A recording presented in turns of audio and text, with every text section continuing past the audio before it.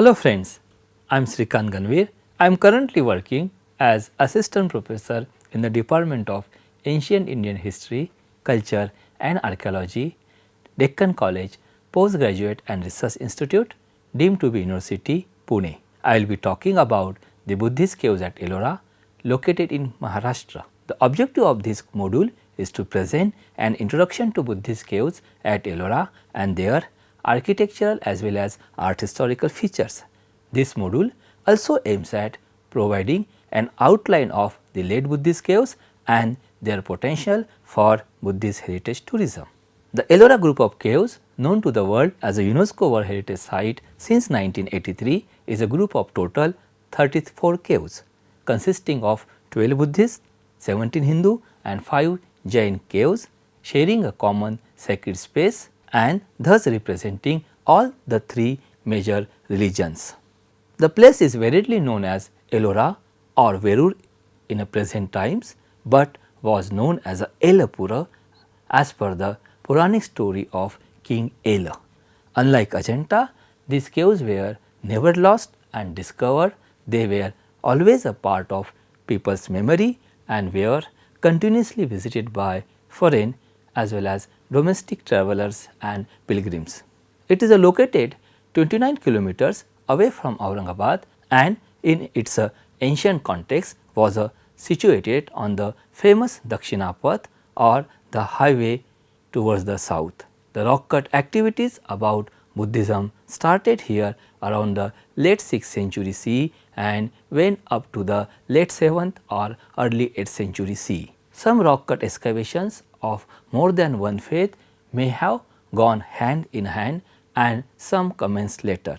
The site is perfect example of multivalent nature of the Indian soil, the coexistence of varied faith with harmony and sometimes a shift in the faith of rulers or subjects as per the needs of the time. At a time when rock cut Buddhist centers such as Junnar, Nashik, Pitarkhora were slowly losing popularity, the Buddhist community shifted its focus towards the sites like Ellora, Aurangabad and others. Chronologically speaking, among the Buddhist caves, the southernmost of all, cave numbers 1 to 12 are Buddhist caves. Among these caves, cave number 6 is considered to be the earliest, whereas cave number 11 and 12 were the latest excavations as per the scholars. Early experiments where perfect plans do not seem to be worked out to their fullest may be noticed at cave number 1. Cave number 10 is a Chaitya Gruha, whereas cave number 11 and cave number 12 are one of the grandest examples of shrine cum vihara type. The excavators seem to have taken the liberty of expressing and experimenting with the plans and execution of these caves, although similarities with the classic architecture models can still be established. The artistic expressions at Ellora caves are noteworthy. The way of execution of the images and sculptures are very much in keeping the human emotions in mind, which makes them more momentous and live.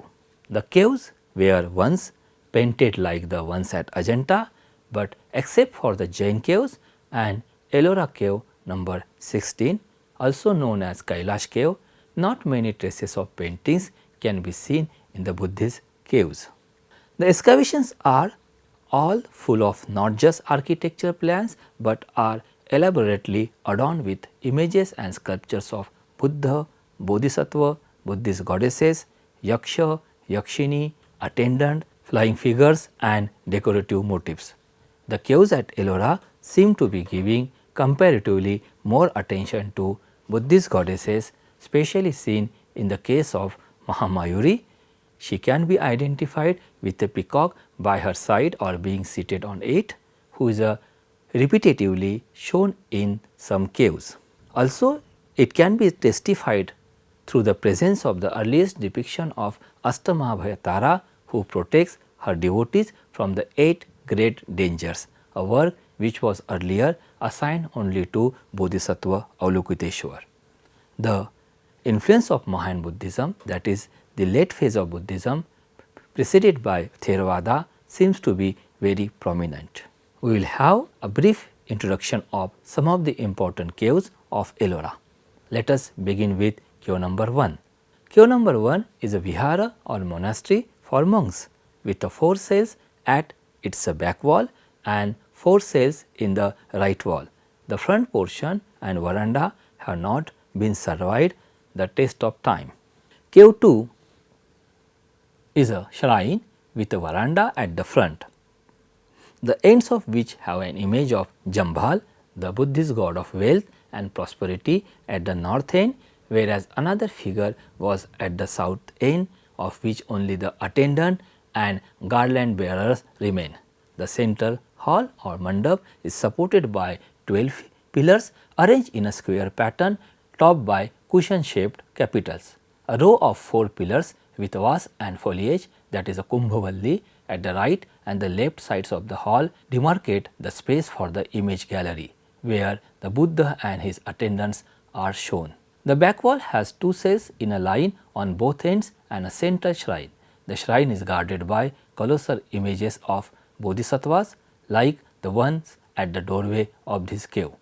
The bodhisattvas at the door of central shrine are Avalokiteshvara, also known as Padmapani, with a lotus in his hand and an image of Amitabh in his headdress, and Vajrapani at the right. The Buddha image in the sanctum is seated on a lion throne, that is a Singhasana, in a Pralamba Padasana in Dhammachakra Pravartan Mudra. The Buddha image with a kneeling worshippers, bodhisattvas and a panel of Tara can be seen at the side walls of this sanctum. Cave 3 is a vihara or monastery, is made on a similar plan to cave number 2, but at the place of 5 images at the image of gallery, here we have 5 cells on either side of the hall.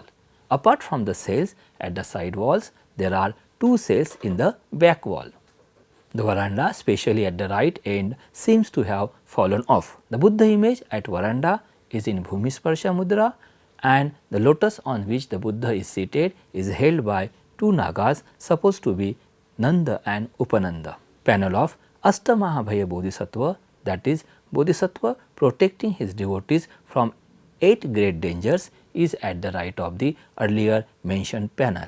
Such panels are quite famous throughout this region of the Deccan, especially because of the traders who needed protection during the travel and transport along with the trade routes,